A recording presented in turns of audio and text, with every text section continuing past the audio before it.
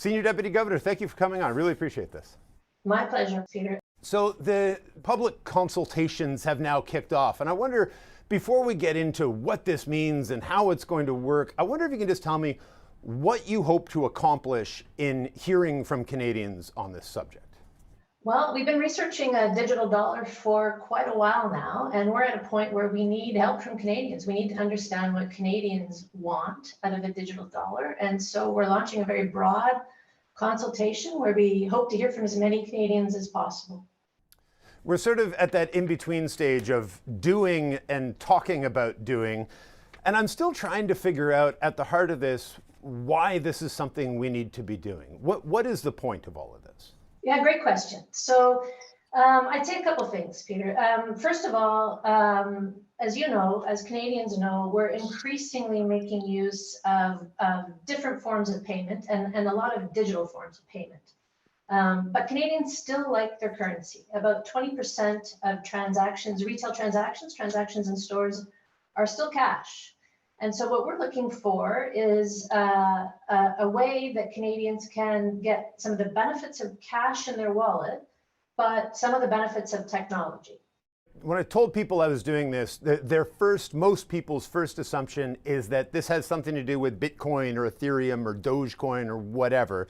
How important is it, especially at this stage, as we're just trying to sort of facilitate the conversation, of really differentiating between what a central bank digital currency can be and what we often think of as cryptocurrency currently is? Yeah, really important distinction. The bottom line is a digital dollar is backed by the Bank of Canada. The other cryptocurrencies that you mentioned are not backed. They're largely private money. They don't have the security, the stability, the features that you think of. A digital dollar would have all of the same features that you think of when you think of cash in your wallet. You'd have the same level of confidence and security in knowing that it's backed by the Bank of Canada, but you'd be able to use it digitally. Another important point I'd make is most of us have a bank account, so we sort of think, well, why would I need a digital dollar? I already have a card in my wallet. I rarely have to carry cash. I can pay with pay for most things electronically. But there are in fact Canadians that don't make use of what we think of as the traditional financial system. They may not have a bank account. They may not have reliable access to bank branches or to cash.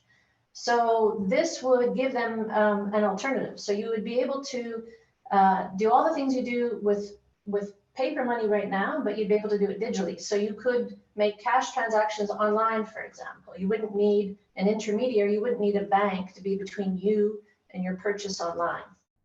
And I have a question about what that sort of removing the intermediary might do. But before I get to that, there's a line in the news release that came out this morning. It says, at this time, a digital Canadian dollar is not needed, and any decision to issue one rests with the Parliament and the Government of Canada. And I wonder if you can just sort of game out for me, what would the conditions be in which Canada would need a digital dollar? Well, I mean, the most important one would be Canadians would tell us they want one and they need one. So that's why we're consulting. Other reasons would be if increasingly more and more transactions would go digital. If Canadians wanted a digital form of currency and they didn't have one available from the Bank of Canada, they might start to use some of those private currencies that you talked about. So we want to make sure that they have an alternative that is as secure as the cash in their wallet, but is digital. Is there a risk in going through the process like this and having this conversation, which, you know, we're all in favor of having as many conversations as we can, but is there a risk here of lending credibility to cryptocurrencies and to more risky assets? Not what we're talking about here, but just sort of the idea and the evolution of what we think about when we think about currencies. Well, I think Canadians have confidence in the cash in their wallet. They have confidence in knowing that that cash is backed by the Bank of Canada. So I think going out and helping them understand what a digital dollar would be, how they could use it, and that the Bank of Canada would be behind it will avoid that risk that you mentioned, Peter. You talked about the potential upside of removing some of the intermediaries. That also comes with a fair amount of risk. And In some of the people I've been talking to, the question they keep coming back to me with is something along the lines of, why should the Bank of Canada build a competing system rather than just kind of mandating improvements in the existing system of payments? Well, those are good questions, and it's another reason we're consulting with Canadians. There may be more than one way to do this. There may be more than one way to achieve the things that Canadians want out of payments. So that's the value of consulting. Well, I'd like your take on that, though. If you were filling out this form and talking to the Bank of Canada about it, what would your advice be on mitigating those risks, but maximizing the potential of whatever this thing may end up being? Well, I mean, there's more than one way to solve some of these problems. Some of the work that we've done to date is looking at exactly those issues. There's different technologies out there. There's different ways to deliver a digital dollar. You don't necessarily eliminate the financial institutions that are between the Bank of Canada and Canadian consumers.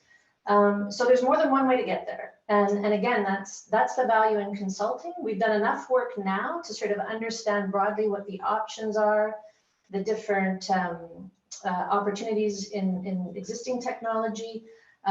We have good networks with our central bank colleagues around the world. So there's a couple of central banks that have experimented in this area. So we're at the point now where we've got enough knowledge and enough understanding of the broad range of options, and we want to go out and talk to Canadians and see what they think. Without getting too deep into the weeds on this, do you have in your mind, have you closed the circle on what the difference, how central bank money and kind of commercial bank credit would coexist?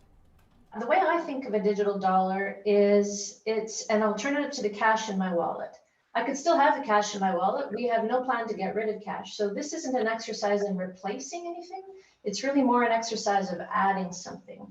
So, to your question, I don't know that we've thought a lot about what we're getting rid of, because I don't think we see it that way. We don't see a digital dollar as replacing banks or replacing cash. We see it as adding a new payment option for Canadians. Well, listen, this is fascinating stuff. It's sometimes confusing stuff, and I'm really glad to get the opportunity to put all these questions to you. So thank you for doing this. My pleasure. Thank you.